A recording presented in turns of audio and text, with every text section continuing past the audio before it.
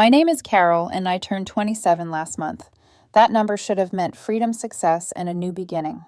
But for me, it marked the day everything changed, the day I realized the people I called family would rather see me broken than watch me shine. I grew up in a modest two-story house in Boston with my parents, Kenneth and Linda, my older sister, Vanessa, and my younger brother, Noah. From the outside, we looked like the perfect family, matching Christmas pajamas, neat smiles in the photo frames that lined the hallway, and polite greetings to the neighbors. But if you looked closer, if you stepped inside and sat with us at the dinner table, you'd feel it. The quiet imbalance, the invisible ladder that determined where each of us belonged. At the top of that ladder was Vanessa.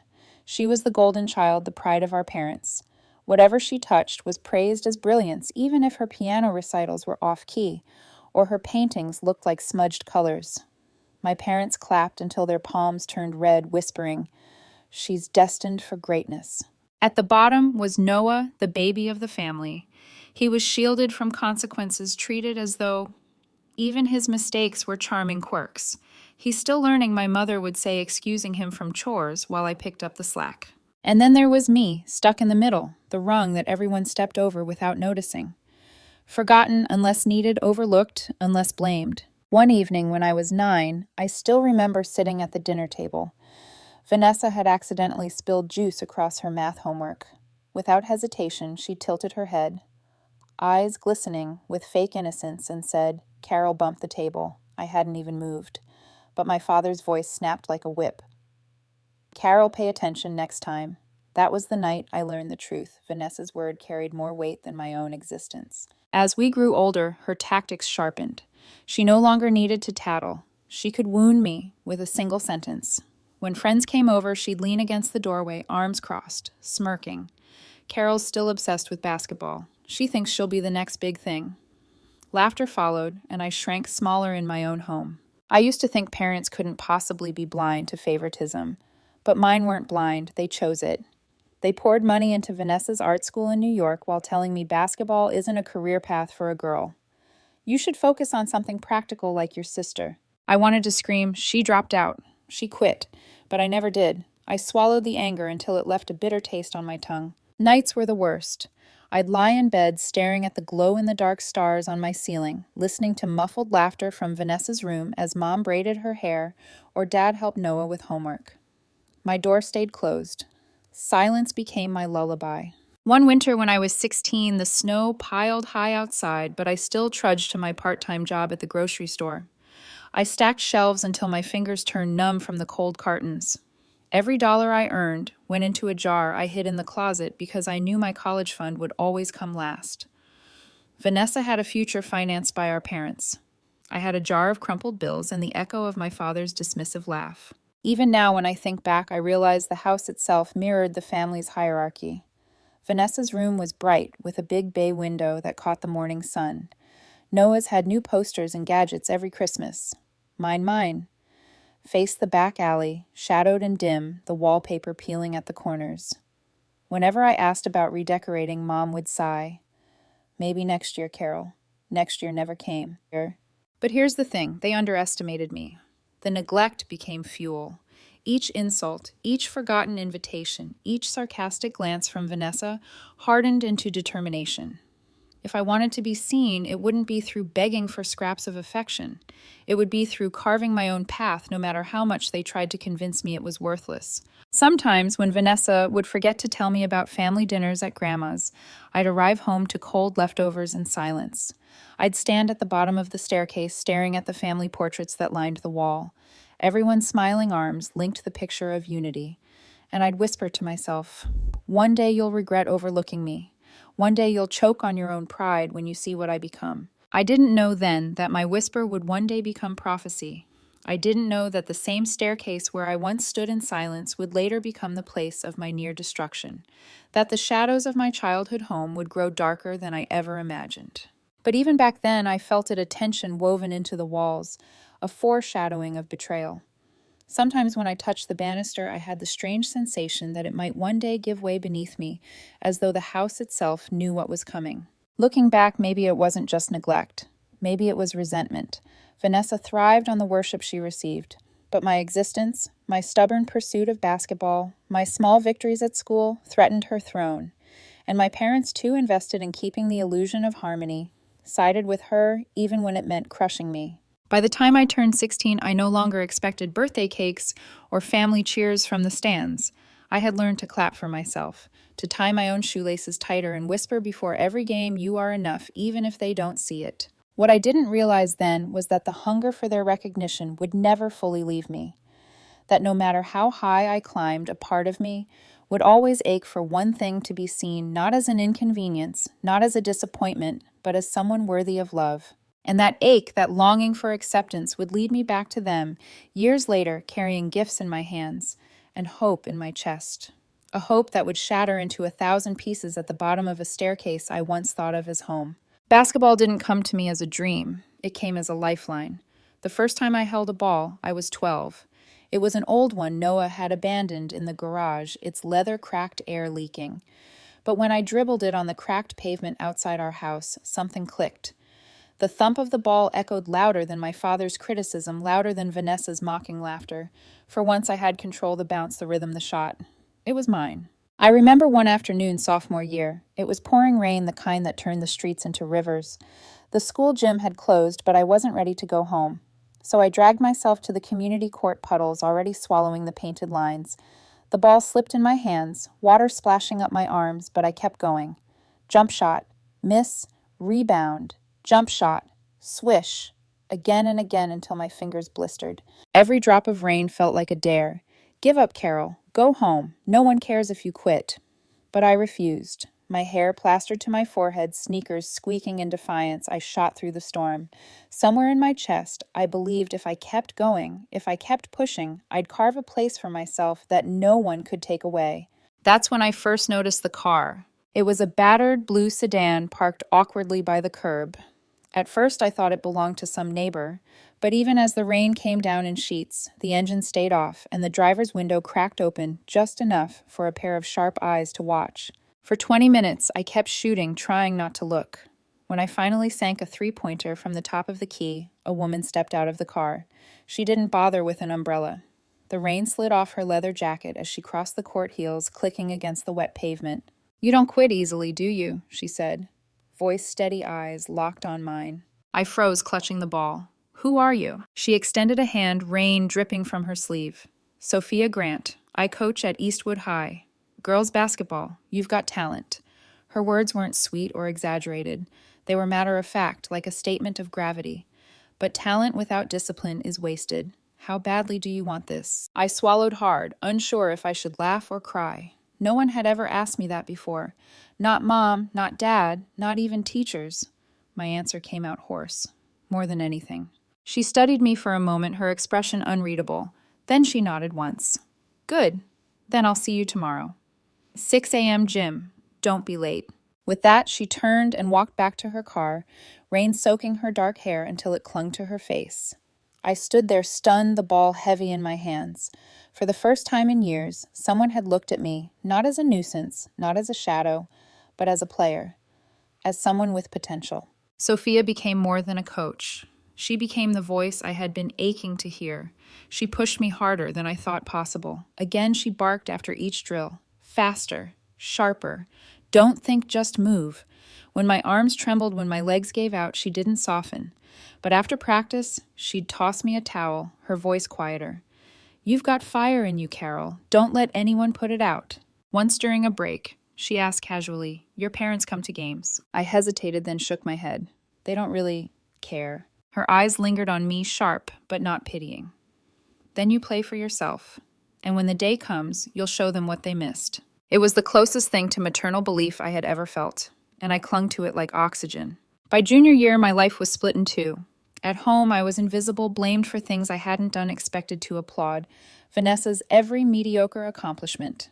At school and on the court, I was something else, stronger, sharper, alive.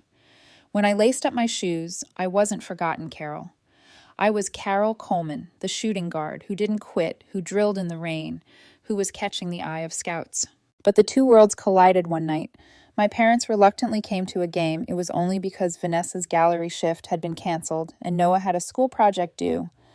I scored 22 points that night, hitting the winning shot at the buzzer. The crowd roared, teammates lifted me on their shoulders, and when I looked to the bleachers, I saw my parents sitting stiffly clapping just enough not to stand out.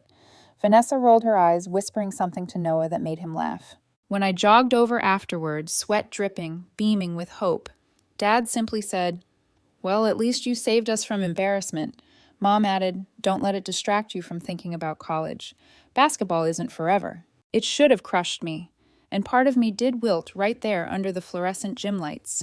But Sophia was waiting by the locker room door. She met my gaze and mouthed, "You were brilliant." That single word, brilliant, echoed louder than my parents' dismissal. From then on, I lived for those moments. The ones where Sophia's eyes lit up after a clean three-pointer, where my teammates slapped my back and called me captain. The moments where I wasn't invisible. Still late at night, I caught myself imagining what it would feel like if my parents cheered, the way other parents did. If Mom rushed down with flowers, if Dad shouted my name from the stands. That hunger lingered quiet, but gnawing like a wound that refused to close. I didn't realize it then, but that hunger would one day drive me back into their arms, even after everything they did to me. It would make me blind to the danger standing right at the top of the stairs. For now, though, I clung to the rain, the court, the ball in my hands. Because as long as I kept playing, I wasn't forgotten. I was alive. And someone finally had seen me. College was supposed to feel like freedom, but for me, it was more like stepping into a new battlefield. Classes, practices, part-time jobs. It was exhausting. But exhaustion felt better than invisibility. For the first time, every drop of sweat had a purpose. Every bruise, every aching muscle pushed me closer to a future that was mine alone. Sophia stayed by my side even as I moved into that new chapter. She drove up for games when she could, calling me afterward to dissect every play. "Your shot's cleaner," she'd say. Or, "Don't get sloppy on defense. You're better than that." Her tough love anchored me.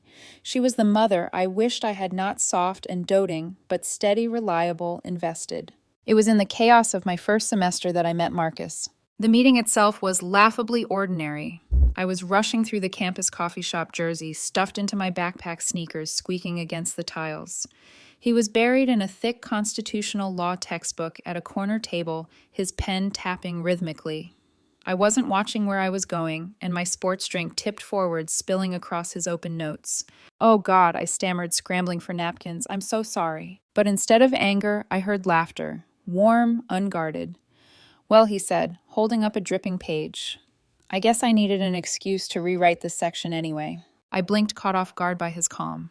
Most people would have snapped. "Seriously, I'll pay for the damage." "Relax," he said, flashing a grin that made my chest tighten. "It's just paper, and maybe fate's way of telling me I needed a break." There was something in his tone, gentle, playful, unbothered, that I wasn't used to. I was used to sharp words, to side eyes, to cold silences. But Marcus looked at me like I wasn't a burden, like bumping into him was the best part of his day. We started talking after that. At first it was study breaks and shared coffees.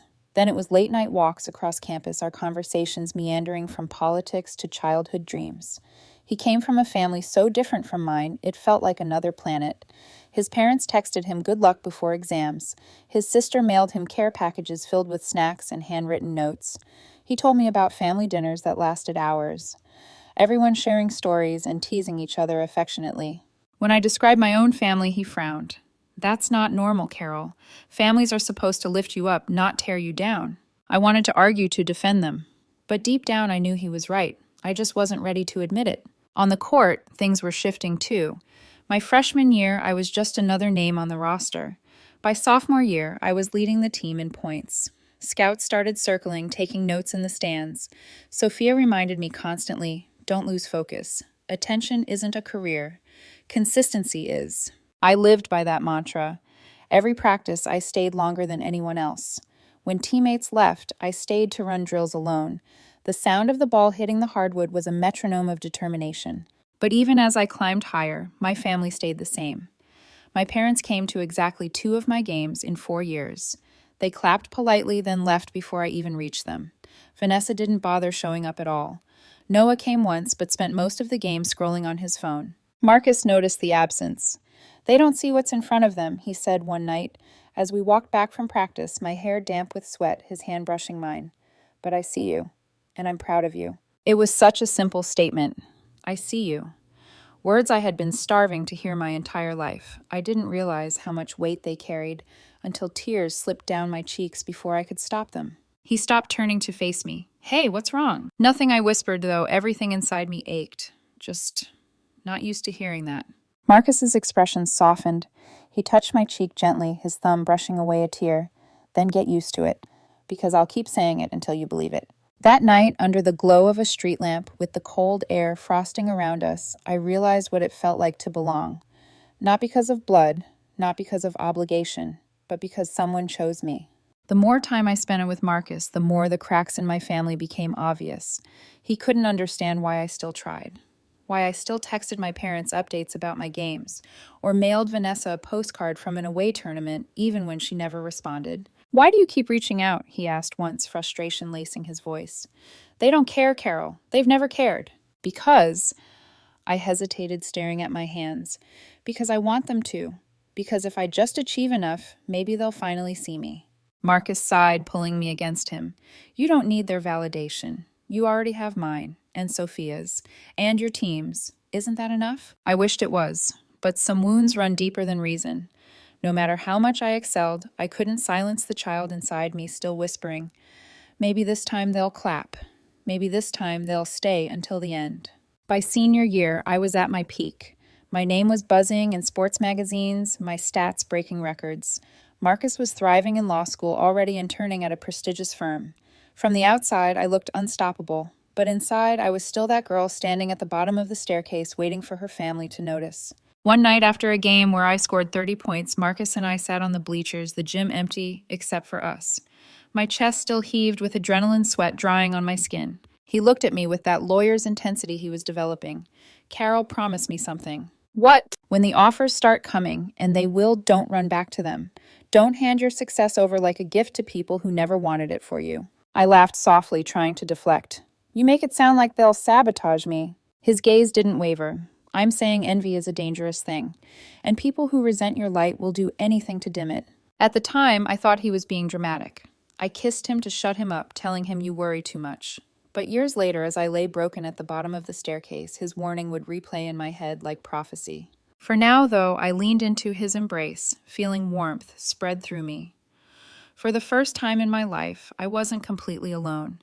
Between Sophia's steady mentorship and Marcus's unwavering support, I had a taste of what family could be. And though my blood family remained cold, I told myself one day soon, I'd give them a reason they couldn't ignore. Because deep down, the hunger was still there, and hunger has a way of clouding judgment. The arena lights were blinding, but I barely noticed. My heart thundered louder than the crowd. National championship senior year. Everything I had worked for had led to this moment. Sweat dripped into my eyes, but I didn't blink. I couldn't. Not now. 10 seconds left on the clock. We were down by 2. The ball landed in my hands at the 3-point line. Time slowed. My ears rang, not with the roar of the audience, but with old echoes, the familiar sting of my father's voice. "Basketball isn't a real career path for a girl." Vanessa's mocking laughter, "You're wasting your time." I took a breath, blocking them out. Just me. The court. The basket. My teammates shouted, defenders closed in, but I faked right, pivoted left, and jumped.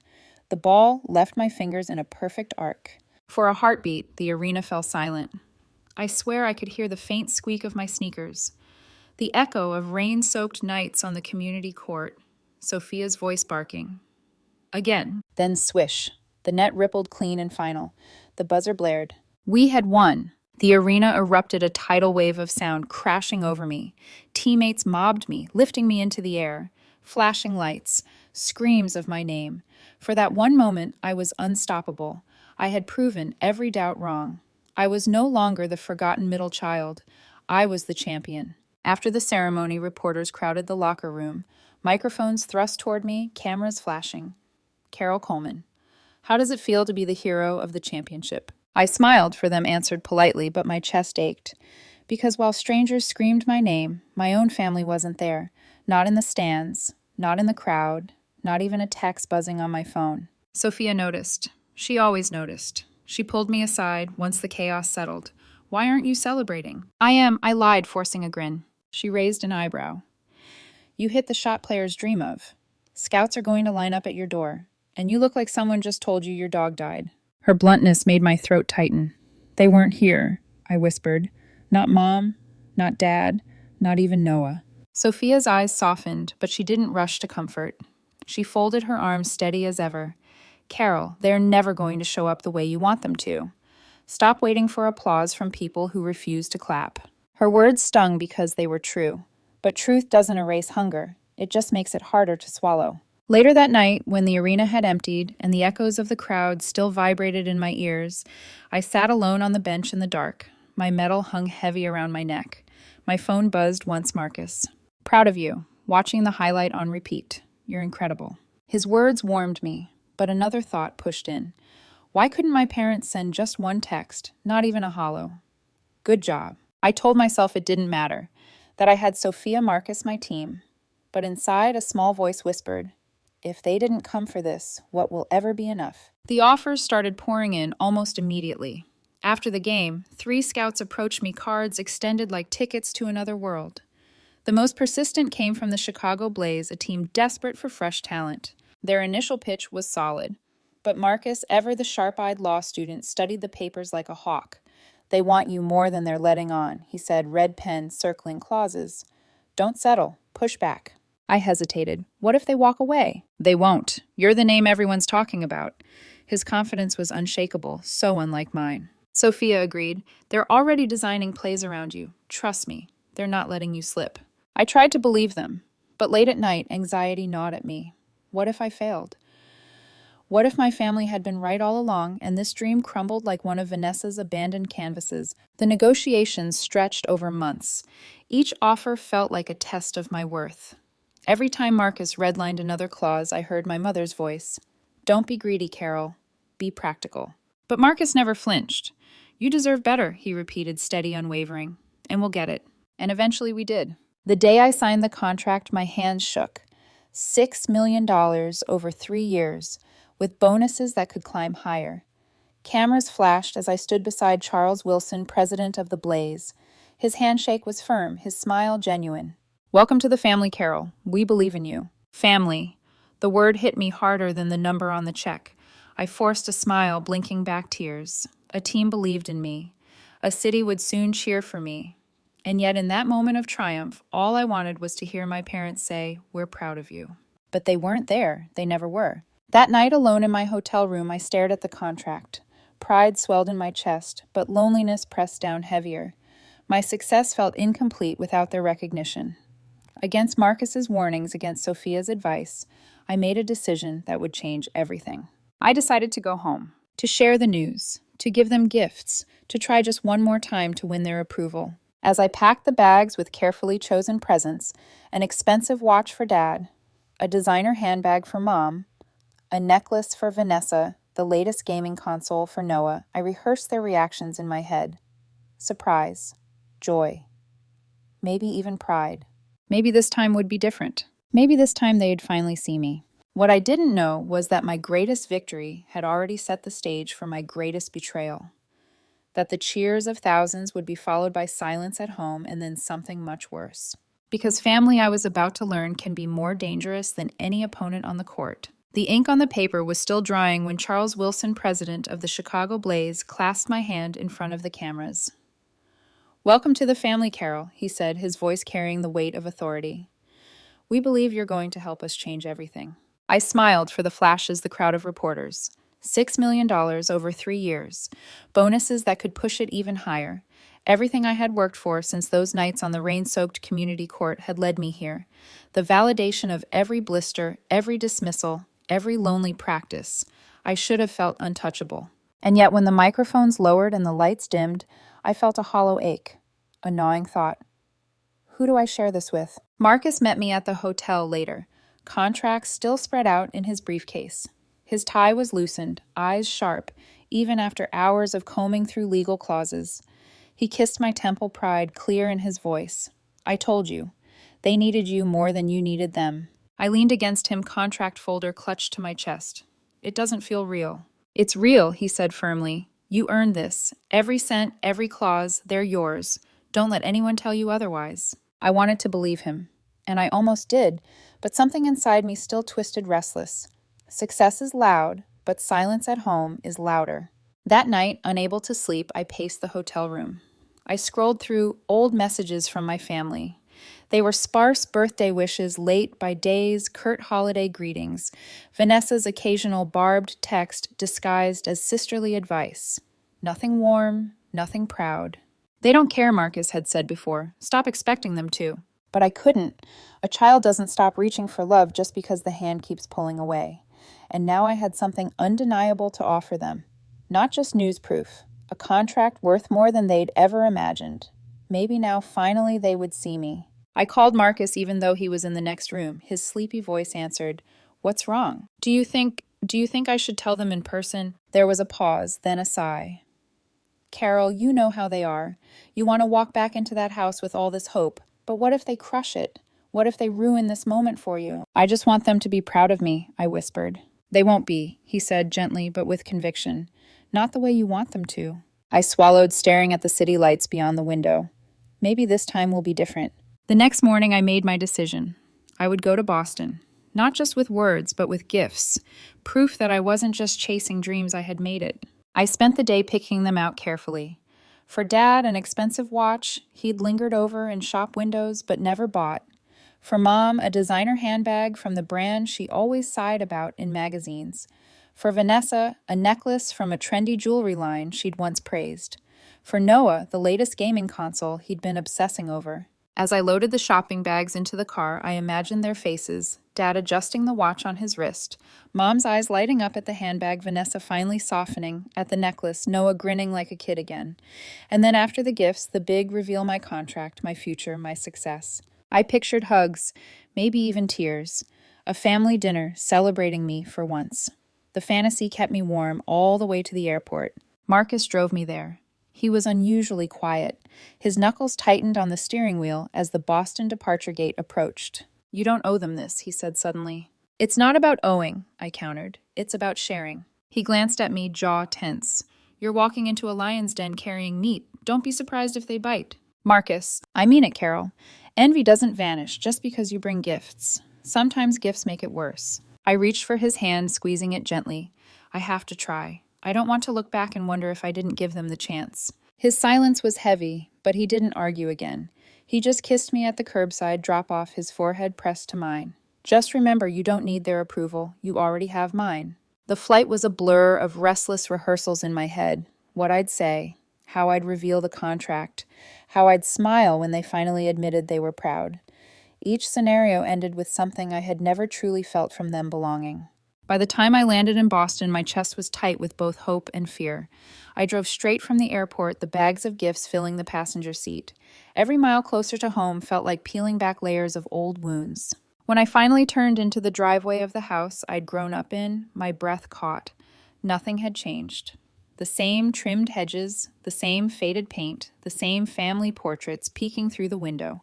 Nostalgia tugged at me, almost convincing me that maybe, just maybe, this could still be a place of love.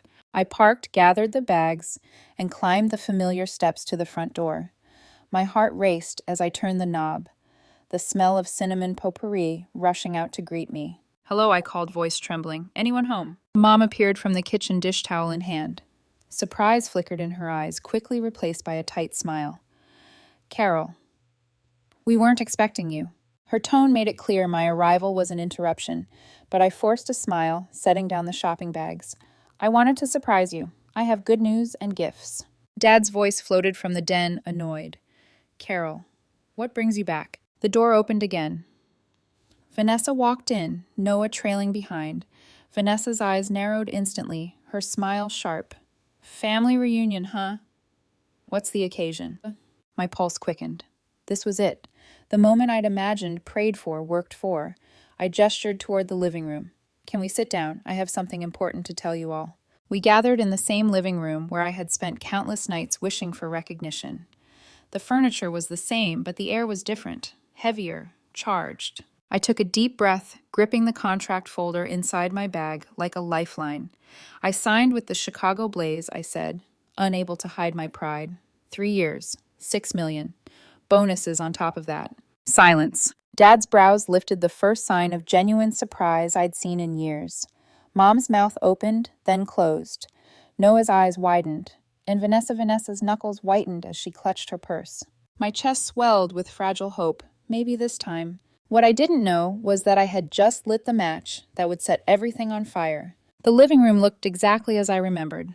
Same beige couches, same framed family photos lining the mantel, same faint scent of cinnamon that had soaked into the walls years ago.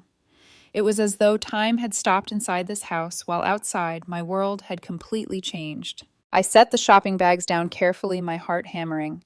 I brought something for each of you, I said, trying to keep my voice light. Mom's eyes flicked to the bags, narrowing in suspicion. Dad leaned against the doorway, arms folded, as if I were a door-to-door salesman rather than his daughter. Noah slumped into the recliner, curious but cautious. Vanessa sat cross-legged on the couch, arms tight across her chest, her stare drilling into me. I pulled out the first gift, the sleek black box containing the watch. I handed it to Dad. I remembered how you always looked at this model in the store. Now it's yours. He opened it slowly, the polished silver catching the lamplight. For a split second, I thought I saw pride soften his features, but it was gone in an instant, replaced by something harder. Expensive, he muttered, setting it back in the box. You shouldn't waste your money. It's not a waste, I said quickly, forcing a smile. It's to celebrate. Next, I pulled out the handbag for Mom. Her breath caught as she touched the leather. This is, she whispered, running her hand over the stitching. But then her expression shuddered, her tone sharpening. Carol, you shouldn't spend like this. People will think you're showing off. Heat prickled my skin. I just wanted you to have something nice. Noah leaned forward as I handed him the gaming console. His face lit up. No way. This is the one I wanted. He practically tore it from the packaging, grinning like a kid on Christmas. Thanks, Rob. Relief fluttered in my chest. At least one reaction was genuine. Then came Vanessa. I pulled out the velvet box, heart pounding. I remembered you liked this designer. I thought it'd look beautiful on you. She opened the lid slowly, the necklace glittering inside. Her face stayed perfectly still. For a moment I prayed for a smile, some softening. But instead she snapped the box shut with deliberate precision and set it on the coffee table. How nice of you, she said, her voice sharp as glass. Throwing your money around. Vanessa Mom started half-heartedly. No, Mom. Let's be honest. Vanessa leaned forward, her eyes flashing. Little Carol comes home after signing a big contract and thinks she can buy our love. That's what this is, right? You didn't come here for us. You came here to parade your success and rub it in our faces. The words hit like a slap. That's not what this is. I just wanted to share my happiness with you. Your happiness, she sneered. It's always about you, isn't it? Even when you're not here, it's Carol, this Carol, that. Do you know how many times people ask me if I'm related to the basketball star? Do you know how humiliating it is to tell them yes, only to see the disappointment in their faces when they realize I'm not you? Vanessa, I tried again, but my voice cracked. Dad stepped in, his tone cool. She has a point. You have a way of making everything about yourself, Carol. Waving gifts around, acting like we should be grateful for your attention. Handouts, Mom added sharply, her handbag still on her lap. That's what this feels like. Handouts. Handouts, I whispered, stunned. They're gifts. I thought you'd be happy for me. The silence after that was unbearable. Noah shifted uncomfortably, but said nothing, his excitement dimming. Vanessa smirked, triumphant. I forced a shaky laugh, desperate to pull the moment back from the edge. I was also going to tell you I'm planning to buy a house in Chicago. Something big enough for visits, maybe even for you to stay. I wanted us to have a place where we could... That's it, Vanessa snapped, her voice rising. Now you're offering us a house. Do you hear yourself? Do you have any idea how condescending you sound? It's not...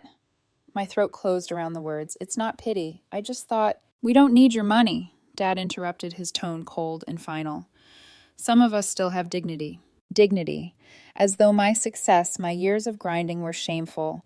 As though Vanessa's failed art career and Noah's freeloading somehow made them more respectable. Tears burned my eyes, but I refused to let them fall. I didn't come here to fight. I came because I thought maybe you'd be proud.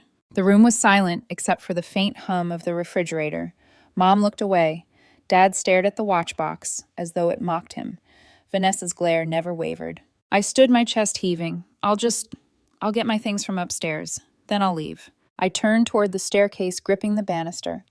My old room waited at the top, frozen in time like everything else in this house. A place where I had once whispered to myself that one day they'd regret overlooking me. But footsteps followed me. Vanessa's. "You always do this," she spat, her voice rising with each step. "Play the victim when things don't go your way. Poor Carol, so misunderstood. Poor Carol, always underappreciated." "I'm not playing anything," I shot back, my hand tightening on the banister. "I just need a minute alone." "Alone." Her voice cracked into a scream. "You want to be alone?" "Fine." Her hand slammed against my shoulders. Time fractured, the world tilted. I saw her face twisted with hatred. Noah's startled gasp, the blur of carpeted steps rushing up to meet me. Pain exploded in my skull, each stair slamming into my body like a hammer. The last thing I heard before darkness swallowed me was my mother's cold, distant voice. She deserved it. The push wasn't gentle, not the half-hearted shove of a sibling fight. It was deliberate, fueled by years of venom. Vanessa's palms slammed into my shoulders with a force that ripped the breath from my lungs. For a split second, my body hovered in sickening weightlessness.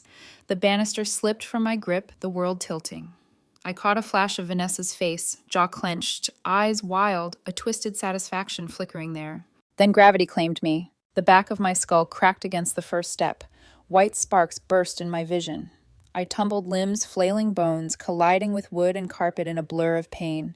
Every impact sent lightning through my body, the sharp snap of a rib, the wrench of my wrist, bending wrong, the dizzying jolt of my head ricocheting off the edges. I tried to scream, but the sound caught in my throat, choked out by the violent rhythm of the fall. My body no longer belonged to me. It was a rag doll tossed step by step until I crashed to the floor at the bottom. The air left my lungs in a strangled gasp, my vision tunneled. The ceiling above blurred into shapes I couldn't make sense of. The room swayed, warped, spun. For one fragile moment I thought they'll rush to me now, that this would be the breaking point. Surely a daughter, lying broken at the bottom of the stairs, would pierce through resentment, awaken love. Surely Mom would scream my name. Dad would fumble for his phone. Noah would run to my side. But reality sliced sharper than any injury. She deserved it. My mother's voice, flat, final. "Get her wallet and phone." My father added, his tone businesslike, as if I were nothing more than an inconvenience. "We need her cards and passwords before anyone else gets involved." Through the ringing in my ears, I heard shuffling drawers, opening footsteps, moving around me, not toward me, not to help, but to take. Noah's voice trembled from somewhere above me. "Vanessa, what did you do?" "She had it coming," Vanessa snapped. "Always thinking she's better than us." "Stop talking and grab her keys," Dad barked. The betrayal pressed heavier on my chest than the broken ribs. I tried to move to protest, but my body refused. My fingers twitched weakly, my lips parted around words that wouldn't come. I wanted to scream, "I'm still here, I can hear you," but only a faint wheeze escaped. Time fractured. Flashes came in fragments. Mom's heels clicking as she paced. Vanessa rifling through my purse, muttering curses. Noah frozen on the stairs. His face pale torn between fear and complicity. Somewhere deep inside, anger sparked. A furious, desperate thought. If I survive this, I'll never forgive you. Any of you. But survival wasn't certain. Darkness crept in from the edges of my vision, smothering the room. My ears filled with the steady drum of my own weakening heartbeat. I thought of Sophia. Her voice sharp, but encouraging. "Don't quit." I thought of Marcus smiling in the coffee shop, telling me he saw me. I thought of the contract folder still in my bag upstairs, the proof of everything I had fought for. Would they tear it apart? Burn it. Claim it as theirs. The thought seared hotter than pain. A hand brushed my jacket pocket. Vanessa's. She tugged my phone free. I felt the absence, the disconnect, like a cord being severed. Another hand, Dad's, this time, pulled at my wallet, the leather scraping my hip as it left me. "You shouldn't." Noah's voice again faint. "Shut up," Dad snapped. "This is for the best. We'll handle it." Handle it. As though erasing me was a problem to be solved. Tears leaked from my eyes, sliding into my hairline. Not from the pain of broken bones, but from the certainty that my family had finally irrevocably shown their true faces. Not neglect, not indifference, hatred. Hatred deep enough to leave me bleeding on the floor while they looted my life. The shadows thickened. My body grew heavy, unresponsive. The voices around me blurred into muffled echoes. Somewhere through the fog, I felt Noah kneel beside me. His hand hovered above my shoulder, trembling. He didn't touch me. He didn't call for help. He just whispered so faint I wasn't sure if it was real. "I'm sorry." Then the darkness closed in fully. And the last sound I carried with me into unconsciousness was not love, not worry, not family, but my mother's cold, unwavering words replaying like a curse. She deserved it. The first thing I heard was the beeping, a steady mechanical rhythm pulling me out of the void. For a moment, I thought it was a basketball bouncing in the rain. Then the light hit me, white, blinding, sterile. My eyelids felt like lead, my body heavy bound by invisible chains. When I tried to turn my head, something hard and unyielding pressed against my neck. Panic surged. Why can't I move? Easy, a voice said softly, feminine calm. Don't try to move. You've been through a lot. A face swam into view, brown eyes, kind, framed by dark curls pulled into a bun. Her badge read, Isabel, RN. You're safe, she assured me, holding a straw to my lips. Small sips.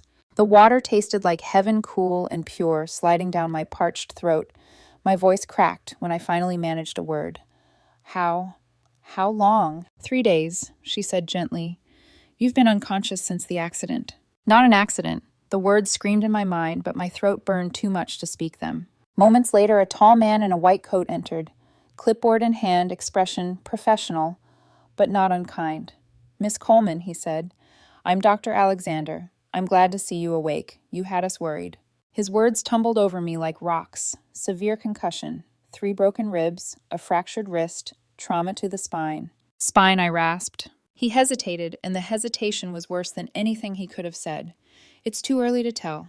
There may be long-term consequences for mobility. With surgery and therapy, there's hope, but professional basketball, he trailed off. My chest clenched. The contract, the championship, the court, all of it dangled on the edge of a knife. I forced myself to ask the question that felt like swallowing glass. Will I play again? Dr. Alexander's pause was answer enough. It's too soon to make promises. Tears burned behind my eyes. All those nights in the rain, all those hours alone on the court. The contract I had signed with trembling hands suddenly reduced to a fragile maybe. But even worse than the injuries was the silence, the absence. I licked my lips, voice hoarse. My family. Have they been here? Isabel and Dr. Alexander exchanged a look.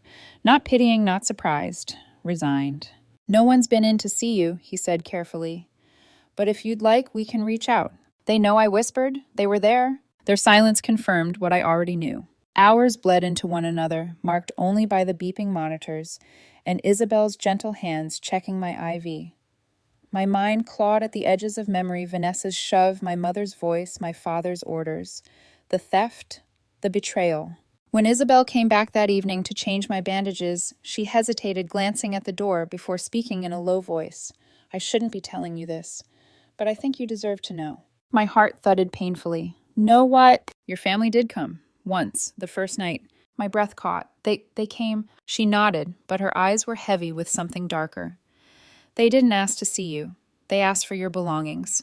Your phone, wallet, keys. Hospital policy required us to release them to immediate family. The words sank in like poison. They hadn't come to check if I was alive. They hadn't come to hold my hand or whisper encouragement. They had come to strip me bare, to pick over the remains like vultures. I turned my head away, tears sliding into my pillow. Thank you for telling me, I whispered. Isabel squeezed my hand, her eyes fierce. You're not alone, Carol. Not here. But the truth was I had never felt lonelier. That night, pain kept me awake. Not just the pain in my ribs or my back, but the ache in my chest. My family's betrayal replayed in loops, the shove, the voices, the cold dismissal of my life. I thought of Marcus. He didn't know. My phone was gone, stolen. Did he think I had abandoned him? Was he calling, texting, worrying? The thought of him not knowing made the loneliness unbearable. I drifted in and out of shallow sleep, haunted by dreams of stairs crumbling beneath me, of Vanessa's hand pressing harder, of my mother's voice echoing, she deserved it. The next morning, a miracle walked through the door. Carol. Marcus's voice cracked with relief as he rushed to my bedside. His hair was messy, his eyes bloodshot, his suit wrinkled as though he hadn't slept in days. He froze when he saw me, bandages of lines, bruises, his jaw clenched fury, warring with grief. My God, he whispered, taking my uninjured hand. I've been calling for days. Your number was disconnected. I called your parents, they said you weren't there. I almost filed a missing persons report when the hospital finally reached me through your car registration. My throat closed. They had taken everything: my phone, my wallet, even my ability to reach the one person who truly loved me. The dam broke. Between sobs, I told him everything: the gifts, the contract, Vanessa's jealousy, the shove, my parents' voices, their theft, their abandonment. Marcus's grip tightened with every word. By the end, his whole body trembled. "This wasn't an accident," he said, voice low and dangerous. "This was assault. They left you here to die." I flinched at the word assault, but it was true. And somehow hearing it spoken aloud made the betrayal real in a way I had been trying to deny. Later that afternoon, Sophia arrived. She didn't bother with soft words. She stormed into the room like a hurricane, her expression carved from fury. "Those people are not your family," she declared, pacing at the foot of my bed. "Family doesn't do this. As far as I'm concerned, they're dead to us." Her anger was a balm of fire against the cold that had wrapped around me. But beneath the anger, beneath Marcus's promises and Isabel's kindness, something darker took root. Determination. They had tried to erase me, to steal everything I had built. But I wasn't done. Not yet. Morning sunlight streamed weakly through the blinds, mesh stripes of gold cutting across the sterile white of my hospital room. I shifted slightly, pain flaring in my ribs, and winced. The beeping monitors responded, echoing my discomfort. Marcus sat in the corner, hunched over his laptop. His tie was loosened, his legal pad covered in notes, red pen, scribbles trailing across the margins. He looked less like my boyfriend and more like a lawyer preparing for the trial of his life. "What are you doing?" My voice was still rough, every word tugging at my cracked ribs. He looked up, eyes, sharp jaw tight. "Building a case. Against them." A cold shiver ran down my spine. My family. Not strangers, not rivals. My family. He crossed the room, laptop in hand. "They didn't just hurt you. They stole from you. I've already frozen your accounts, but the damage." He exhaled sharply, running a hand through his hair. "Almost $80,000. Gone." I swallowed, nausea rolling through me. $80,000. Vanished in days. My parents and sister had done in hours what years of sacrifice couldn't undo. "I want to press charges," I whispered, my voice steadier than I felt. "All of them. Vanessa for assault, the others for theft." A slow, grim smile tugged at Marcus's lips. "Good. Because I've already called a friend at the district attorney's office. They're ready as soon as we have evidence." That afternoon, Detective Rivera arrived, mid-40s with sharp eyes that had seen too much but hadn't gone dull. He pulled a chair close to my bed, his notebook balanced on one knee. "I want to be clear," he said, his tone steady. "You're alleging that your sister deliberately pushed you down the stairs intending to cause serious harm, and that your parents, instead of helping, stole your property and finances." "Yes," I said firmly, "and my brother Noah saw everything. He didn't stop it, but he was there." Rivera nodded, jotting down notes. "We'll need his statement. Do you have any other evidence?" Marcus leaned forward, sliding a folder across the tray table. "We have financial records, withdrawals, credit card charges. All unauthorized. All after Carol was hospitalized." Rivera skimmed the pages, his expression unreadable. "That establishes theft. The assault. That's trickier. Without direct evidence or a cooperative witness, it's your word against theirs." "There might be something," I said suddenly, a memory sparking. "Our neighbor, Mrs. Jenkins. Her security camera points toward our front door. If it was recording that night, it might have caught something." Rivera's gaze sharpened. "That's helpful. We'll check it out immediately." 2 days later, Marcus walked into my hospital room with his phone in hand, his expression fierce. "We've got it." My heart lurched. "The footage." He nodded. Mrs. Jenkins handed it over. "You can see Vanessa through the side window pushing you. It's not crystal clear, but it's damning." Relief surged, but Marcus wasn't finished. And that's not all. He reached into his briefcase and pulled out my phone. The phone they had stolen. The police had retrieved it during their search. The voice memo app was running. It recorded everything. My breath caught as he pressed play. Vanessa's voice crackled through the speaker. "You always play the victim." My own shaky reply. "I just need a minute alone." Then the scream, the crash, the sickening thuds of my body hitting the steps. And then clear as a knife through the dark, my mother's voice, "She deserved it." Followed by my father's cold command, "Get her wallet and phone. We need her cards and passwords before anyone else gets involved." The recording ended. The silence in the room was suffocating. My own ragged breathing filled the void. "Jesus," Marcus muttered, his voice low with controlled fury. "They buried themselves. This is better than any witness." Detective Rivera returned that evening. His usual calm demeanor was sharpened by grim purpose. We've confirmed the security footage and the audio file. Between that and the financial records, we have enough. He slid a card onto my bedside table. Arrest warrants are being issued. Vanessa aggravated assault. Your parents' theft, fraud, criminal negligence conspiracy. They'll be arraigned next week. The words should have filled me with triumph. Instead, I felt a hollow ache. My family, my own blood, would soon stand trial like criminals. Because they were criminals. Rivera's gaze softened slightly. You should prepare yourself. They'll fight back.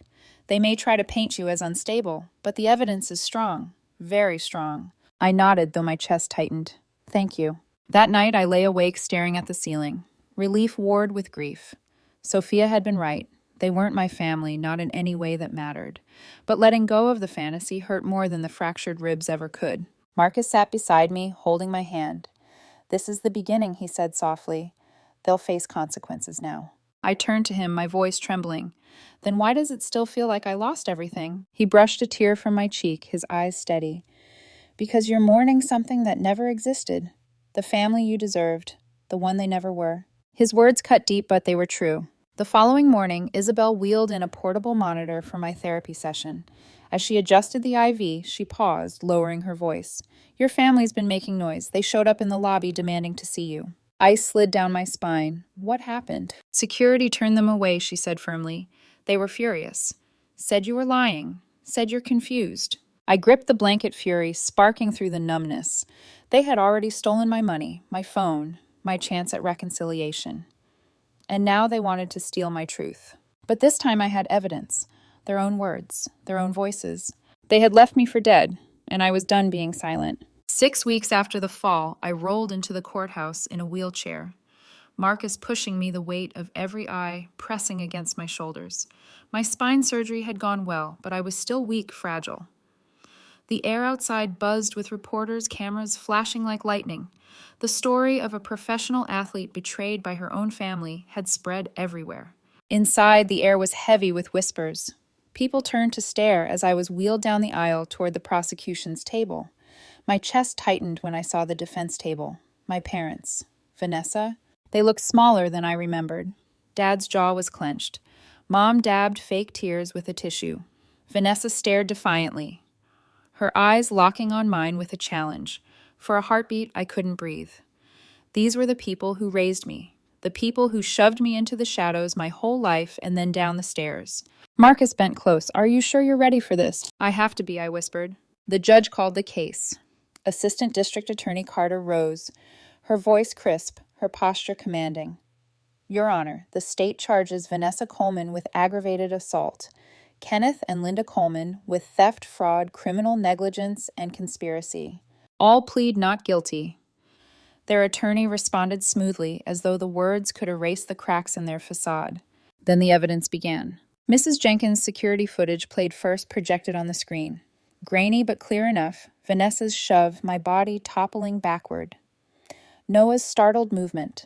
A murmur rippled through the courtroom. Next, the audio recording from my phone. The sound of my voice trembling. I just need a minute alone. Vanessa's scream. You want to be alone? Fine. Then the crash, the thuds of my body striking each step, and then the words that silenced the room. She deserved it. My mother's voice cold and flat. Get her wallet and phone. My father's voice sharp, commanding. I felt the tears prick my eyes, even though I had braced myself.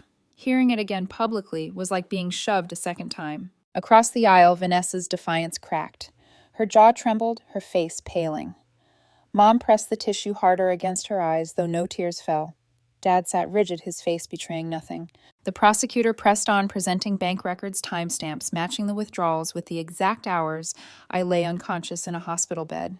Not only did the defendants fail to aid their daughter after she suffered life-threatening injuries in their home, Carter said, her voice rising, they exploited her vulnerability for financial gain. They stole from her, attempted to erase her, and showed no remorse. My lawyer, Marcus, squeezed my shoulder. His grip said what his words didn't need to. They can't hide from this. When the defense rose, their arguments sounded weak, desperate. It was a family dispute that got out of hand, Vanessa's attorney insisted. An accident, not an assault. Accident, I hissed under my breath, my ribs aching from the effort. Marcus leaned closer. Let them bury themselves. My parents' lawyer argued that they had taken my belongings only to keep them safe, that my injuries had confused me, that I was misremembering. But their voices wavered when the prosecutor replayed the recording. There was no confusion in my mother's cold tone, no accident in Vanessa's scream. Finally, the judge called for statements. Ada Carter turned toward me. Miss Coleman, would you like to address the court? My hands shook as Marcus wheeled me forward. Every eye was on me. My parents, Vanessa, the press, the judge. I drew a shaky breath. For years, I worked harder than anyone believed I could. I trained in the rain. I studied while working 2 jobs. I clawed my way to a dream no one thought I deserved. And the day I finally achieved it, I went home hoping for love, for pride, for one word of support. I turned, locking eyes with Vanessa. Her glare faltered. Instead, my sister pushed me down the stairs. My parents stood over me as I bled and said I deserved it. Then they stole everything I owned. That's not family. That's cruelty. And I refused to let it go unanswered. The silence that followed was suffocating. Even the judge looked unsettled. When the session ended, bail was denied. Vanessa was led out in handcuffs, her face pale and furious. My mother clutched Dad's arm, stumbling as officers guided them away. For the first time, their power, their ability to diminish me was gone. They looked ordinary, small, defeated. And yet, as Vanessa passed, she lifted her chin, forcing one last look at me. For the first time, her eyes didn't hold contempt. They held fear. Marcus leaned down, his voice low. It's over. But as I watched my family disappear behind the courtroom doors, I knew it wasn't over. Not really. They had stolen more than money. They had stolen my body, my career, my illusion of ever belonging to them. Justice would punish them. But nothing could give me back the family I had spent my life yearning for. Outside, reporters swarmed. Cameras shoved into my face. Microphones stabbing the air. Carol, do you have a message for your family, for your fans, for the Blaze? Marcus started to wheel me toward the exit, but I raised a hand. My voice shook, but I forced it to carry. My family tried to break me, I said, staring into the cameras. But I'm still here, and I won't let their betrayal define me. Family isn't always blood.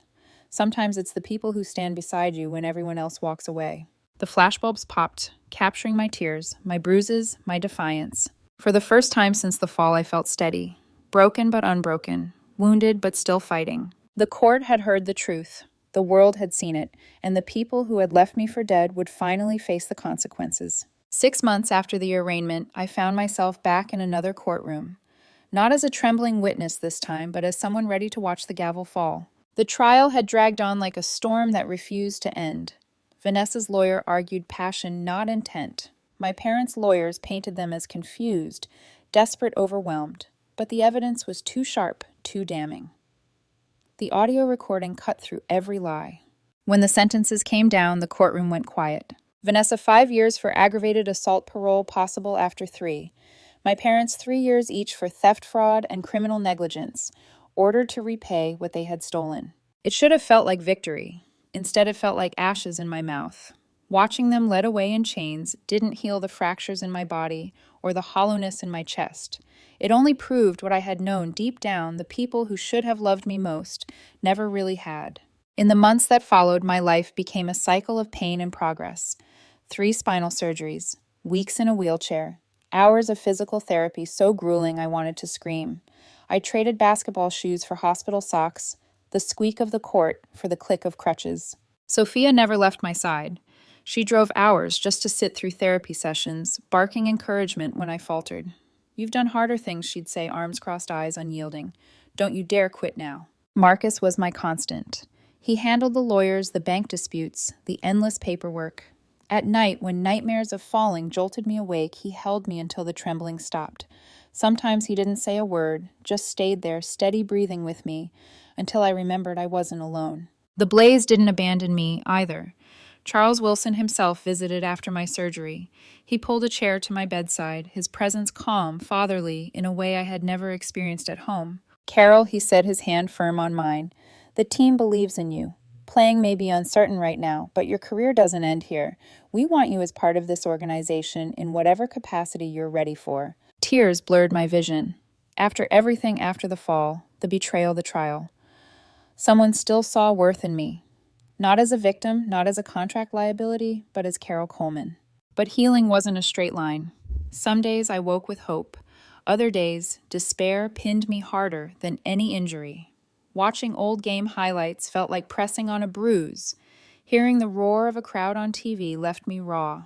And then there was Noah. 6 months after the sentencing, a letter arrived through Marcus. "I know I don't deserve your forgiveness," he wrote. "I stood by while they hurt you. I was a coward.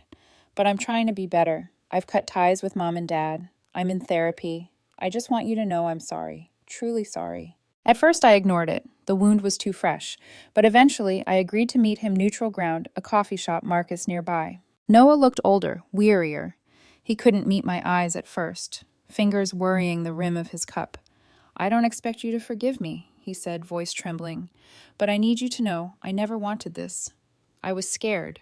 I followed them because it was easier, and it destroyed everything." I stared at him, my chest aching. "Why didn't you stop them? Why didn't you help me?" Tears welled in his eyes. "Because I was weak. Because I thought if I stayed silent, I'd survive.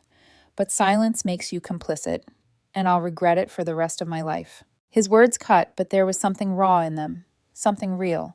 Forgiveness didn't come that day or the next, but a door cracked open just enough to let possibility slip through. 18 months after the fall, I stepped onto the court again, not as a player, but as Coach Carol Coleman, assistant player development coach for the Chicago Blaze. My limp was still there, subtle but permanent. I couldn't jump the way I once did, couldn't sprint without pain. But my eyes were sharper than ever. My voice carried authority born from scars. The rookies gathered around, looking at me with the same awe I had once given Sophia. One of them asked me to demonstrate a move. My body was slower, my balance cautious, but the rhythm was still there. Muscle memory, heart memory. "Basketball isn't just about talent," I told them. "It's about believing in yourself even when no one else does, especially then." Their heads nodded, eyes wide. In them I saw pieces of myself, hungry, uncertain, determined. That evening I stood on the balcony of the apartment Marcus and I now shared, the Chicago skyline glowing in the distance. He wrapped his arms around me from behind his chin, resting on my shoulder. "You've come so far," he murmured. "Not alone," I said softly. I thought about Sophia, about Marcus, about Charles Wilson, about Isabel the nurse who had whispered truths when no one else would, about the teammates who sent flowers, the therapists who celebrated every shaky step. And reluctantly, I thought of Noah trying, in his broken way, to build something new. They were my family now, not bound by blood, but by choice, by love, by presence when it mattered. The pain would never vanish completely. The nightmares would return uninvited. The scar across my back would always whisper of betrayal. But those scars no longer defined me. They reminded me of what I had survived, of who I had become. As the city lights flickered like stars, I realized something profound. My family had tried to break me. Instead, they had forged me into something unshakable. I wasn't just Carol Coleman, the girl who fell. I was Carol Coleman, the woman who rose. 18 months can change everything. That's what I kept thinking as I wheeled myself onto the court. For the first time, not as a player, but as Coach Carol Coleman, assistant player development coach for the Chicago Blaze. The court smelled the same faint rubber-polished wood sweat from practices long past. The sound of basketballs echoed, sneakers squeaked, whistles blew. All of it was familiar, but I wasn't the same girl who once practiced until her fingers bled in the rain. I wasn't chasing my family's approval anymore. I was here because I belonged.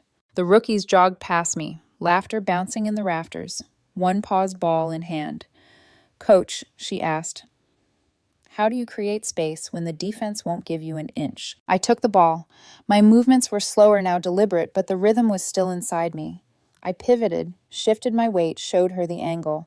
"It's about confidence," I told her. "You have to believe you deserve the shot, even if no one else does." Her eyes lit with understanding. Watching her try fail, then try again, it filled me with something deeper than the roar of a crowd ever had. Purpose. Later that evening, I sat on the balcony of our Chicago apartment.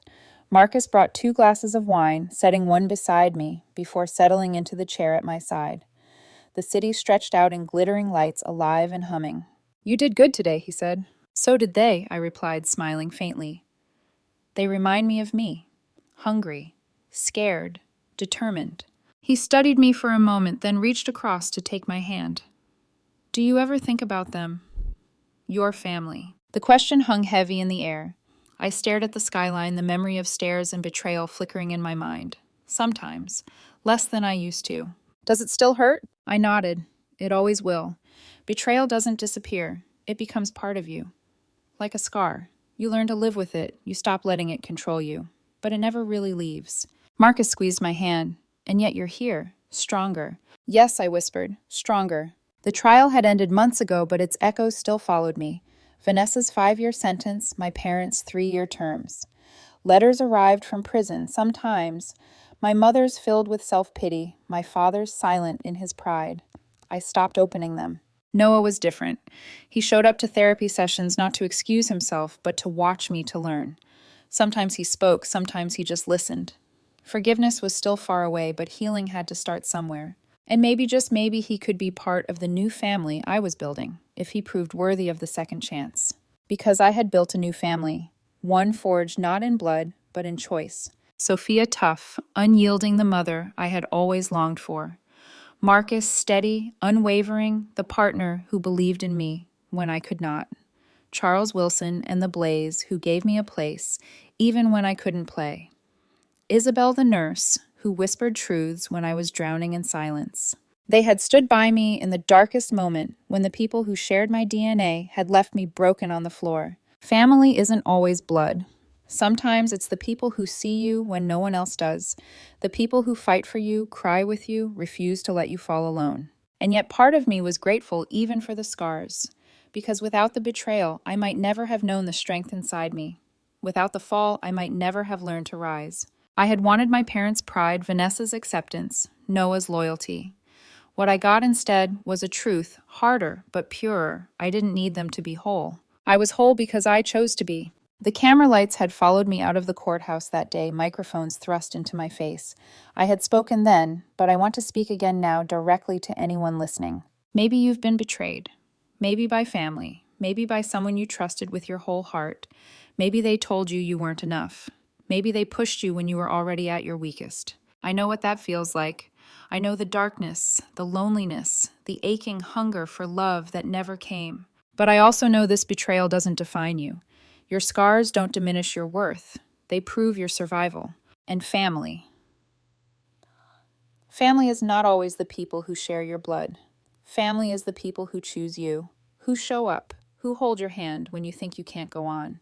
If you take anything from my story, let it be this: you are allowed to walk away. You are allowed to build something better. You are allowed to rise even if you fell because of the people who should have held you up. As the city lights shimmered, Marcus leaned closer, his voice low. You know what amazes me? What I asked, turning to him. That you refused to let them define you. You took all that pain, all that betrayal, and turned it into something beautiful. I smiled, tears stinging my eyes.